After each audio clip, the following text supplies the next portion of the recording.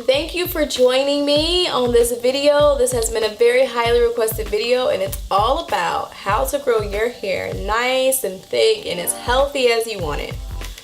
So if you've been following me on any social media platform, you know that I have had heat damage, color damage, breakage. I mean, I've made every natural hair mistake that you can dream of. I've had to learn the hard way, and because of that, now I have all of these tips and tricks to share with you all.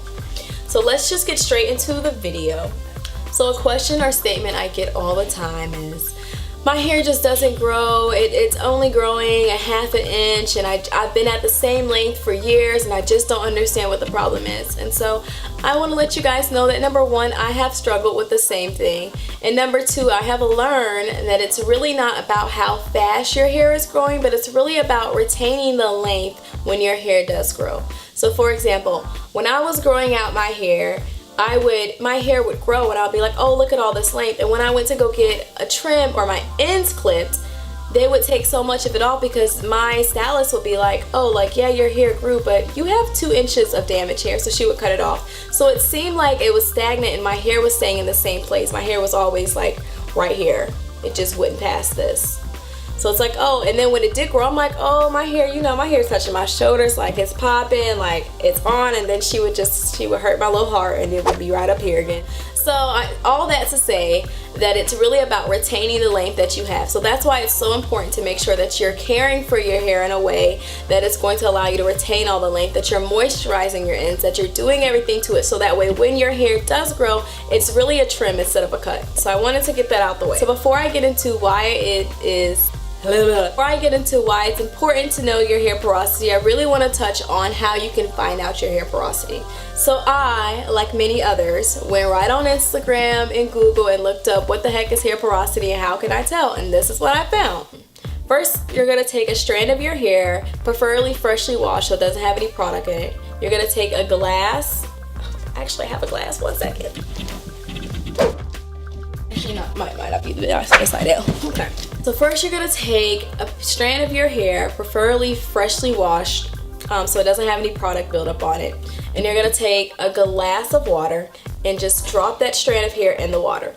If the strand is floating on the top and did not submerge in the water, that means you have a low porosity hair. Low porosity hair means that your hair is slow to take in moisture or water, and then it's also slow to release it. So moving on to the next level, then there is medium porosity. So what medium porosity means is that your hair absorbs and retains moisture and water and then releases it in the same fashion. High porosity hair means that that little strand of hair went all the way to the bottom of the glass. And so what that means is that your hair is letting in moisture, but then it's going to release it just as fast. I have low porosity hair. Another way I can tell that I have low porosity hair is if I'm using a spray bottle, when I spray my hair, I see a lot of water beads because the water is sitting on top of my hair and it's not penetrating in my hair. I would definitely suggest that you look it up on Google, whatever you gotta do, girl. Go on Instagram like I did and figure it out. So the next thing I want to talk about is a hair regimen, y'all. My hair regimen saved my natural hair life.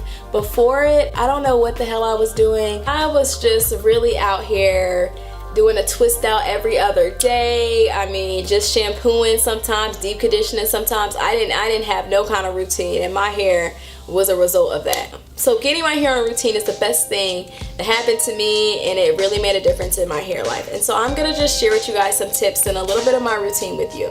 I always pre-poo my hair first. So pre-pooing your hair is just how it sounds. It's the step that comes before shampooing it. For my pre-poo, I have been using oil, and I like heat the oil up and I just massage it in my scalp, and it feels so good. Yes, it's like my favorite thing to do. Also, massaging your scalp stimulates hair growth, so it's like a double win. Honestly, sometimes I'll put that oil in and I'll put my hair in a bun and I'll just go about my business and come back like an hour or two later, and then I'll shampoo my hair.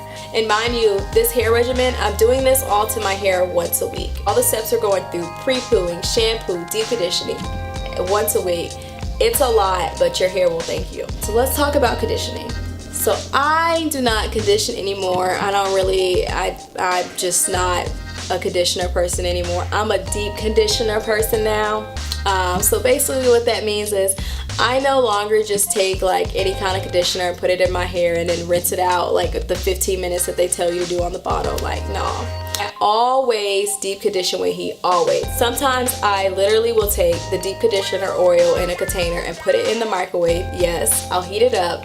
Then I'll take it out, put it on my hair. It's nice, it's warm, I'm detangling it. And then after that, I'll take a shower cap and then I'll take a toboggan like this, put it on, and I'll let it sit for about 30-40 minutes, however long I'm feeling that day, and then I go about my business. Another way I deep condition my hair, I sit under the hooded dryer, and my hooded dryer,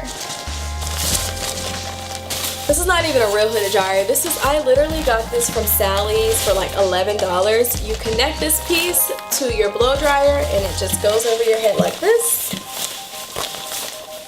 And you can just sit there with it. This is amazing, and it's a lot more affordable than getting a hooded dryer. I know steamers are really expensive and a lot of people don't want to pay for them, and that's fine because guess what? Steam is free. Steam from the shower is already a natural steamer. You could just don't put a cap on, just let all the steam hit your hair. Another way I've seen someone steam is they have taken a towel, girl. They'll take a towel, they'll put it in water, they'll wring the towel a little bit, they'll put the towel in the microwave, and then they'll just wrap the towel around their hair. And I saw some girl do it, and it looked like her hair came out nice, and she swears by it. So that's something that you can try if you're interested in doing that.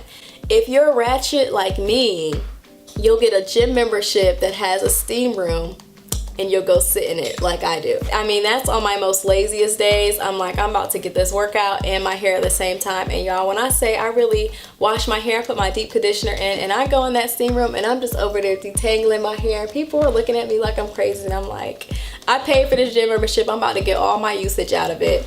Find you a gym membership, girl. That's a 2-in-1. Workout and do your hair, okay? Let's see here. Always detangle your hair when it's wet. A mistake that I used to do before I learned the hard way was I literally would just take a wide tooth comb and I would be trying to detangle my hair when it's dry, and you can literally see, hear, and feel the damage. Once I put my conditioner in there, I'm just slowly raking my hands through my hair, getting all the knots and stuff out. If I absolutely feel like I didn't detangle enough, I'll take a wide tooth comb like this and I'll detangle it. I see a lot of natural girls try to detangle their hair with a comb like this. Sis, this is not gonna work for you. I know, because I've tried. This is gonna cause a lot of breakage. I mean, truly, do not use this. I say that you should always try to detangle your hair with your fingers. If that's not working, a wide tooth comb is always the way to go. And I honestly just started back detangling my hair with my hands because I was seeing more breakage with a comb.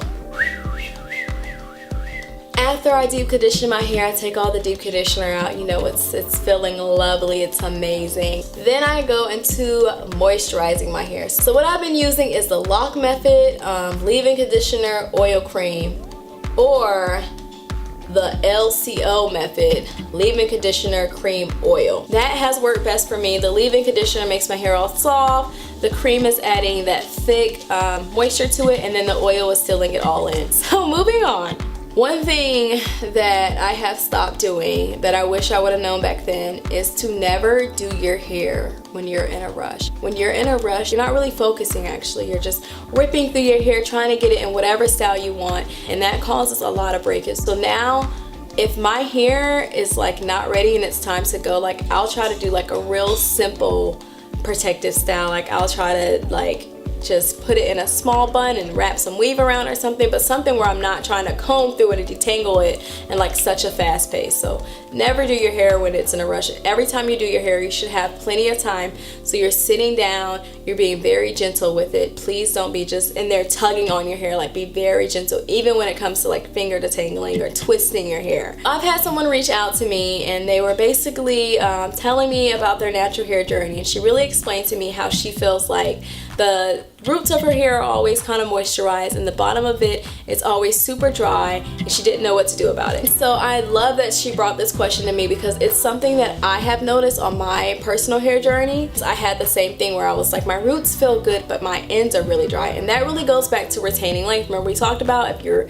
hair's dry, you're gonna end up with more breakage, and that's why it's so important to moisturize your ends. So the thing about kinky, curly, wavy hair is that our natural oils do not make it all the way to the ends of our hair like people with straight hair have. Their hair is basically just straight, so their natural oils are going from the top all the way down. Our hair strands are like a roller coaster. Like, it's turning, it's twisting every way, so your hair oils are not going to be able to follow that twist and turn all the way to the bottom of your hair, and that's why it's so important to make sure your ends stay moisturized. I'll do my hair in the beginning of the week where I'm doing the lock method. The next day I may just add some oil, fluff it out. The next day I want to add a little something to my ends again, whether it's oil, a little bit more cream, depending like what style I have it in, but you always want to make sure that the ends of your hair are moisturized. Moving on, avoid heat. I feel like we all know this. Do I really have to go through this? Don't be flat ironing your hair every single day. I hardly ever use heat.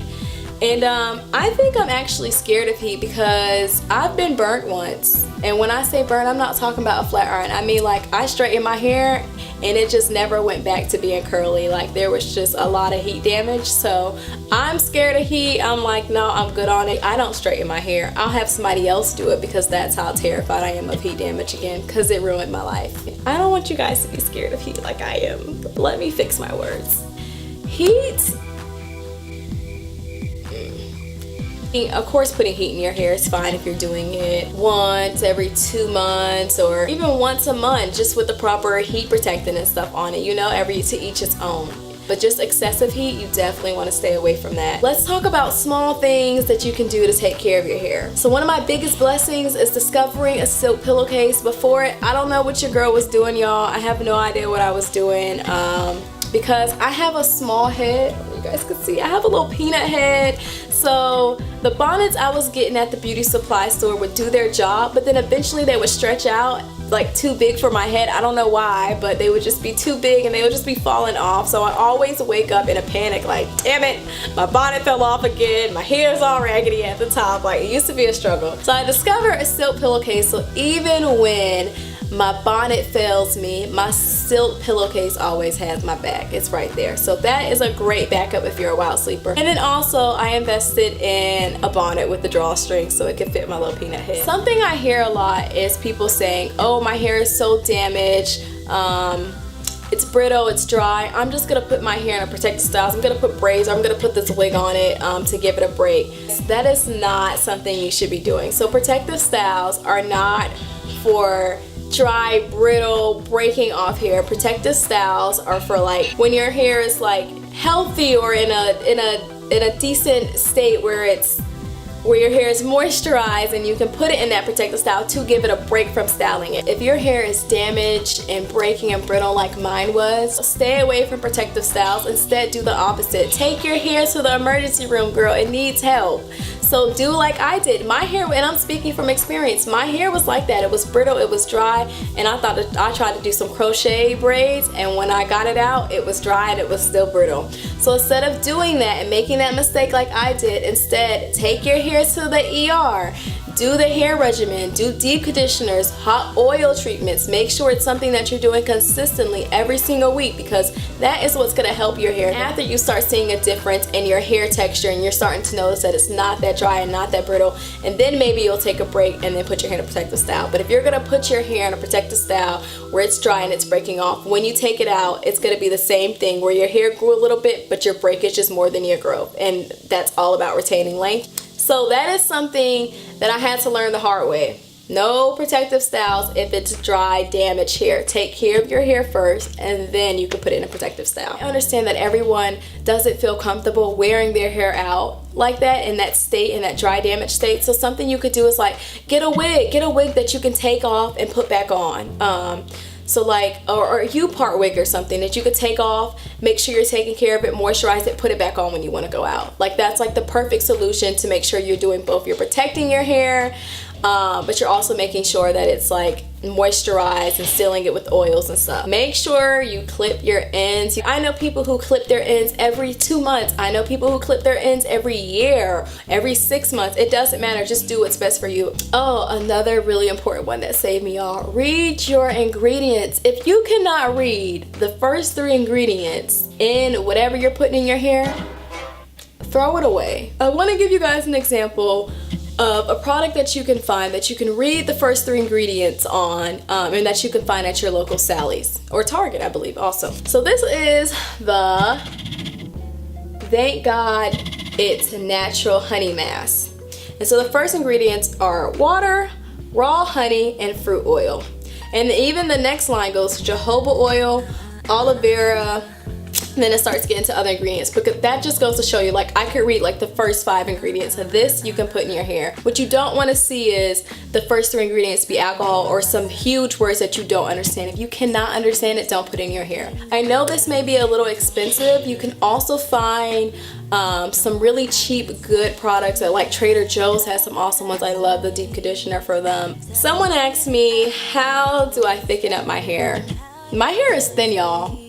I don't know if y'all noticed, but my hair it's thin. I have a lot of hair, but it's very fine and it's very thin. So I don't have the answer, Sway. I don't know how to do that. I've heard that Jamaican castor oil works really well to thicken up your hair. I use that oil sometimes. It makes my hair really nice and shiny, but I don't know about making it really thick because I have very fine hair. I think that's just genetics and something that you have to deal with. I will say that thinning hair is usually a sign of unhealthy hair. So if your hair is like thick and then it's going to thin, then that's usually a sign that you need to clip it.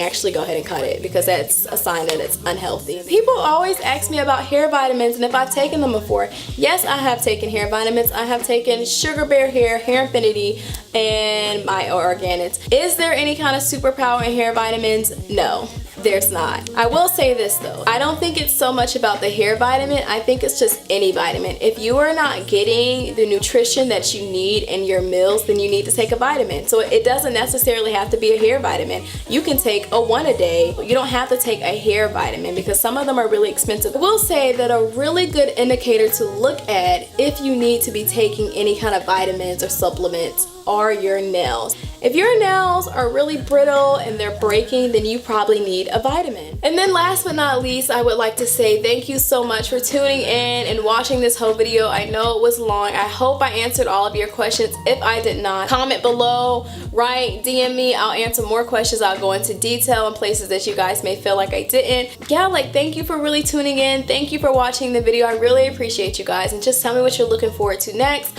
I will be on YouTube a lot more, getting my content up, building a lot of things, but I have a lot of fun things coming and I can't wait to share them all with you.